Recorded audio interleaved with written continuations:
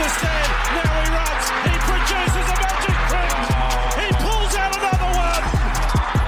This is incredible. This is ridiculous.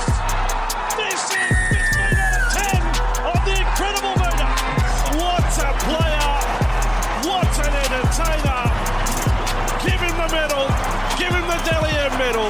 Hello, footy fans, and welcome back to the Chip and Chase podcast. We're here to finish up our previews for round 7 of the NRL season, finishing up with our Sunday games, which starts us off with the Cantebury Bankstown Bulldogs taking on the Newcastle Knights. I will quickly say, if you guys didn't catch the other previews, these are all going to be a bit more shorter nowadays, and they're all pre-recorded on the one day. So it is currently at Thursday, 4 p.m. So if there are any late changes to these Sunday games, tough luck. I wasn't there to film them a bit more after they were announced. So everything I'm going off is based on Thursday, 4 p.m.'s news. So yeah, any tips, predictions, etc., you can make your mind up if there are any other news. But as tips sort of tend to be, when you're putting in your tips for any comp, you do it before the round starts. And then if anything happens throughout the week, it's tough luck. So that's what these podcasts are going to be. If stuff happens throughout the week, tough luck for my tips, tough luck for my bets, and tough luck for my predictions.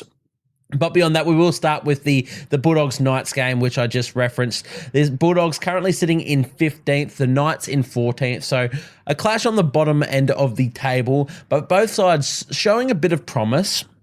More so from the Bulldogs. You know, a lot of people didn't really expect the most from them, or the Knights, a lot of people expected a lot from. But the Knights have been playing a bit more determined footy, if you will. While the Bulldogs, we know what they've been up to. They've been playing some fantastic footy themselves. This one is a Bulldogs home game, so it's a Core Stadium, Sydney. So let's start off with the team list news.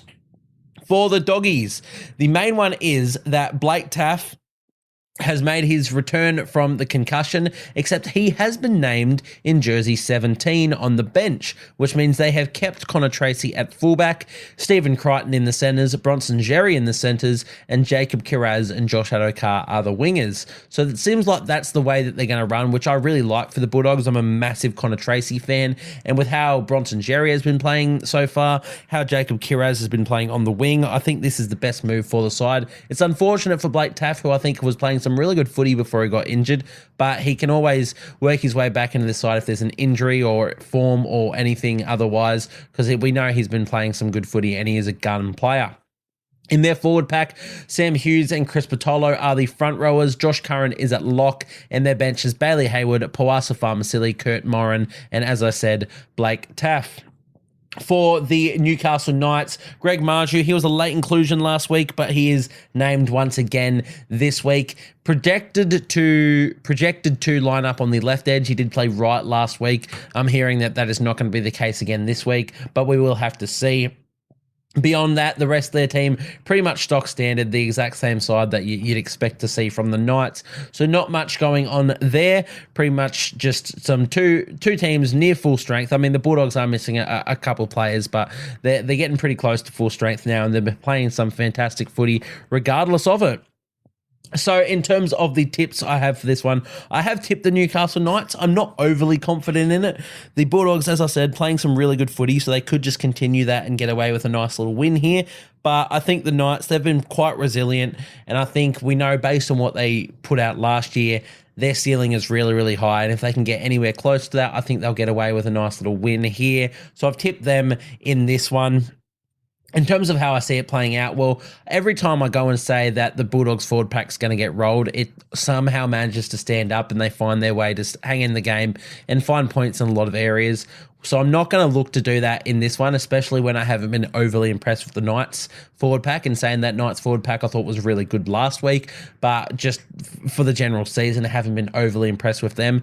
So how is this game going to be won? Well, I think it's going to come off Kalen Ponga for the Knights. I think last week against the Roosters, he essentially was just doing everything. There's a bit of lightning outside. Hopefully the thunder doesn't show up in this recording and you guys can hear that one.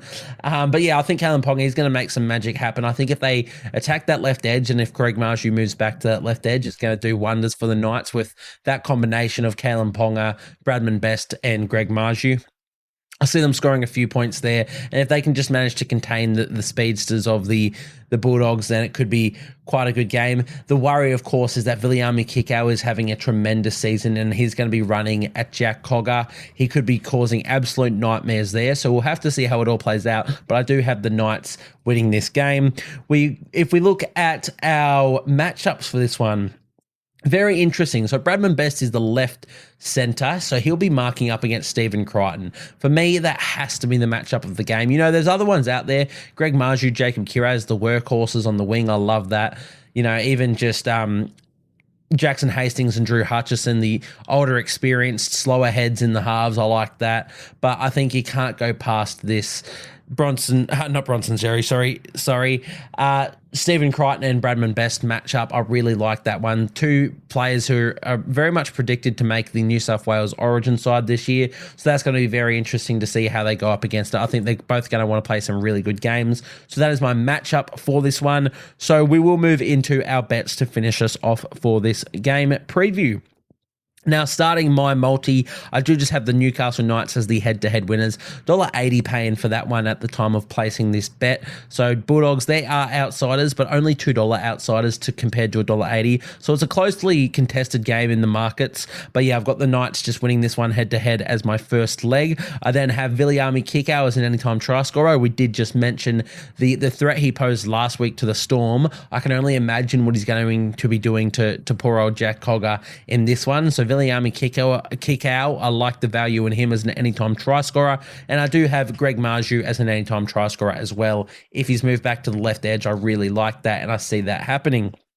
So the odds of that one come to $11.75. I've actually boosted mine to $13.35, but if you're placing this, at least when I placed mine, if the markets haven't changed, you're getting $11.75 back to the dollar if all three of those legs win. Once again, that is Newcastle Knights head-to-head, Viliami Kikau anytime try scorer, and Greg Marju as an anytime try scorer as well.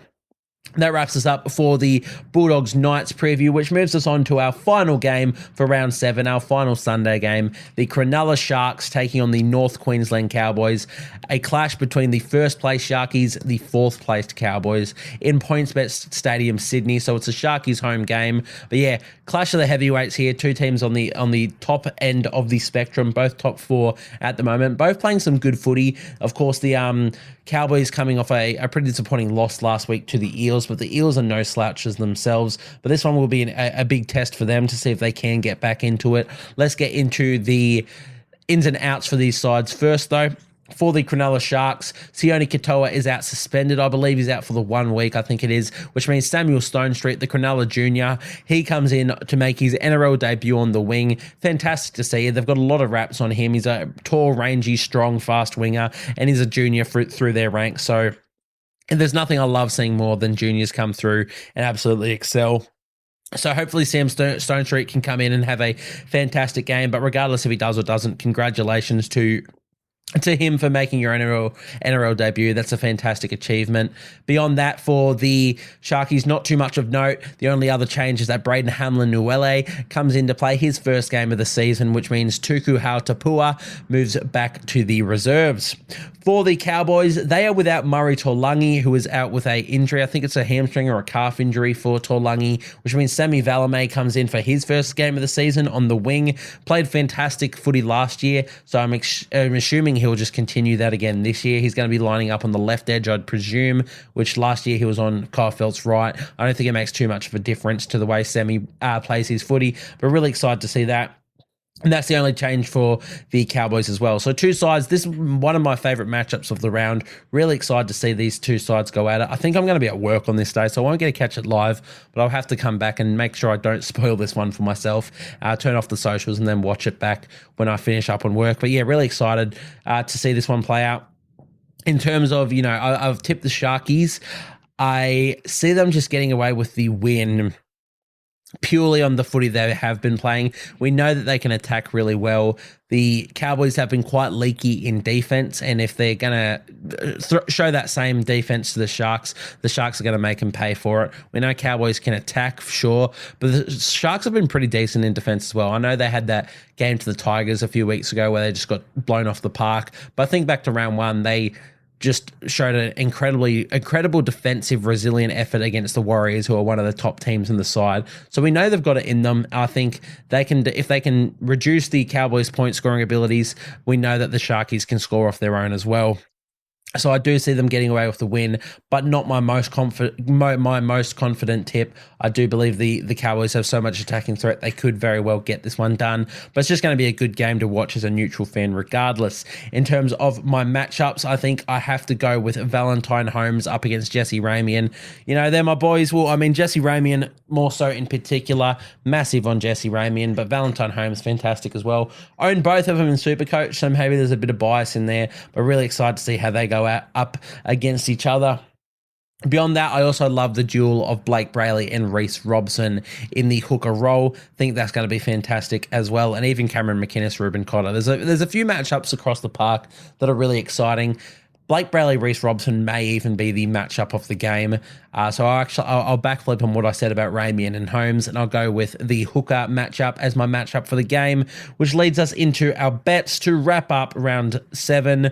We have the Cronulla Sharks head-to-head as the first leg of my multi. I have Nicho Hynes as an anytime try scorer, and I have the match going over 45.5 total match points. Pretty confident with those ones. Maybe not Nicho Hynes as an anytime try scorer. Hasn't been coming up with the most attacking stats this season compared to what we expect from Nicho on a regular basis, which is why maybe I think that he can cross in this one. You know, he can score tries. We know he can. He's not the most prolific try scorer, but he can sniff them out. He's got a great running game, and he can score them in a variety of ways, if you will. The over 45.5 total match points, I think that's a shoo-in. Both these sides are really attacking sides. It could be a bloody 80-point game with how these sides play. And then Cronulla Sharks head-to-head, I just think they can get this one done. This one comes to the odds of $9, so not my most expensive, but I don't hate $9 odds for what I've put on here. So $1 on that gets you $9 back if all three legs get up. Once again, that is Cronulla Sharks head-to-head, Nicho Hynes anytime try scorer, and over 45.5 total match points. And that one there wraps us up for round 7. All of our round 7 previews are now out of the way. As I said at the start, these could be outdated. We don't know if things are going to happen ins and outs throughout the week, throughout the rest of the weekend that I am not privy to because I'm recording this before they happen. That's tough luck. I just want to record these ones in all one hit nowadays just to save myself some time, you know, free up my days a bit more. I'm still juggling a lot of things as a human being in the end. So I just want to get these ones out there. If things don't go off, if things change, don't come at me or anyway. Just swing me a DM. Let's be positive about it. But once again, thank you guys for tuning in to this one, and I'll see you guys next time.